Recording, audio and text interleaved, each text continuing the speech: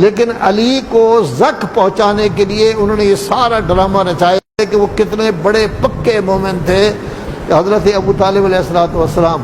اب علی میں کوئی عیب نہیں پایا جاتا، رسول اللہ میں کوئی عیب نہیں پایا جاتا، لذا انہوں نے کہا چلو ان کے والدین کو رگڑو، ان کا رگڑا پلا دیا کہ عبداللہ بھی مسلمان نہیں ہوئے، ابو طالب بھی۔ اور یہ ہمارے حضرات برادران جو کہتے ہیں نا کہ 3 شادیاں پہلے ہوئی تھی، 2 شادیاں ہوئی تھی، اتنا بیٹیاں تھیں، بلا یہ سب سیاسی چیزیں ہیں۔ سیاسی چیزیں کیوں ہیں؟ اس لیے کہ حضرت رسول اعظم صلی اللہ علیہ وآلہ وسلم نے اللہ کے حکم سے امیر المومنین کو آگے لا رہے تھے۔ یہ لوگ نہیں چاہتے تھے کہ امیر المومنین رہیں، اس کی کئی وجوہات تھی۔ ایک وجہ تو یہ تھی کہ کوئی قبیلہ ایسا نہیں تھا جس کے آدمیوں کو مولائے کائنات نے قتل نہیں کیا۔ کسی کے باپ کو قتل کیا ہے، کسی کے بھائی کو قتل کیا ہے، کسی کے چچا زاد بھائی کو قتل کیا ہے، کسی کے کچھ کو قتل کیا ہے۔ بات کو تو گویا یہ ہے کہ وہ لوگ پہلے دشمن تھے، وہ چاہتے تھے کہ یہ آدمی آگے نہیں آنا چاہیے، لذا یہ اب علی میں کوئی عیب نہیں پایا جاتا، رسول اللہ میں کوئی عیب نہیں پایا جاتا، لذا انہوں نے کہا چلو ان کے والدین کو رگڑو، ان کا رگڑا پلا دیا کہ عبداللہ بھی مسلمان نہیں ہوئے، ابو طالب بھی مسلمان نہیں ہوئے۔ ابھی ہم نے جامع میں رکھا تو تھا کہ آپ لوگوں کو ادبیات میں حضرت ابو طالب کے اشعار پڑھائے جائیں۔ خدا کرے ہم دعائی کر سکتے ہیں کہ علماء کرام تشریف فرما ہیں، یہ آپ کو پڑھائیں، یہ بھی پڑھائیں اور امیر المومنین کا دیوان بھی پڑھائیں، تاکہ آپ کا عربی ادب بھی پورا ہو اور آپ کو پتہ چلے کہ وہ کتنے بڑے پکے مومن تھے حضرت ابو طالب علیہ السلام۔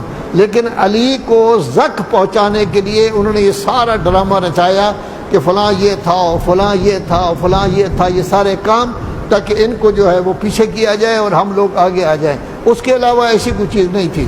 تو گویا رسول اللہ اتنے پاک باز تھے کہ جناب خدیجہ نے جو طاہرہ سمجھی جاتی تھی خود بھیجا ہے اپنے ایک عزیز کو کہ میں شادی کرنا چاہتی ہوں آپ کے ساتھ۔ انہوں نے کہا نہیں، آپ میرے چچا کو ملے۔ چچا کے پاس گئے تو انہوں نے کہا ٹھیک ہے میں بات کرتا ہوں، تو بعد میں نکاح بھی ہو گیا، شادی بھی ہو گئی۔ تو حضرت پھر جو ہے وقت گزارتے رہے جس طرح بھی ہے۔ یہ تو گویا کہ رسالت میں آپ نے تجارت کر کے یہ بتا دیا ہے کہ یہ شعبہ بہت اچھا ہے۔ اب تجارت میں سب سے بڑی چیز یہ ہوتی ہے کہ انسان کسی کو نقصان نہ دے، کسی کو تکلیف نہ دے، کوئی غلط کام نہ کرے، کوئی گز ناپنے میں غلط کام نہ کرے، کوئی چیز ایسی نہ ہو کہ جو عیب دار ہو یہ بیچے۔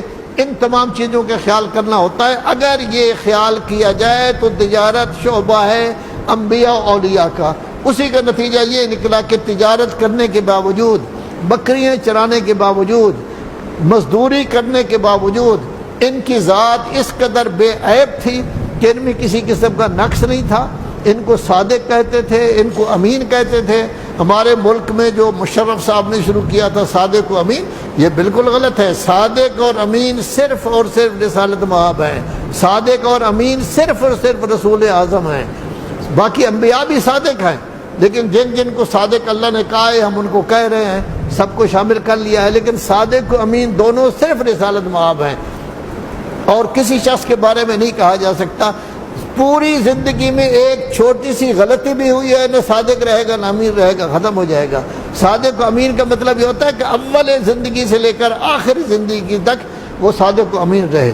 اب جس خاندان کو رسول اللہ نے بلند کیا تھا کہ جناب زہرا سلام اللہ علیہ آتی تو ان کی تعظیم کے لیے کھڑے ہو جاتے۔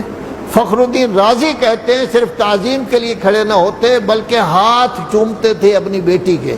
فخر الدین رازی جیسی شخصیت تفسیر کبیر میں کہتے تھے کہ صرف ہاتھ ہی نہیں چومتے تھے، جس جگہ خود بیٹھے ہوتے تھے وہاں ان کو بٹھاتے تھے، آپ دوسری جگہ بیٹھتے تھے۔ حسن حسین کے ساتھ کتنا پیار تھا، کبھی جا رہے ہیں اپنی زلفیں ان کے ہاتھ میں دیتے ہیں کہ حضرت عمر صاحب کہتے ہیں ماشاءاللہ آپ کی سواری بہت اچھی ہے، تو رسول اللہ فرماتے ہیں کوار بھی کتنے اچھے ہیں۔ وہ بڑی عظمت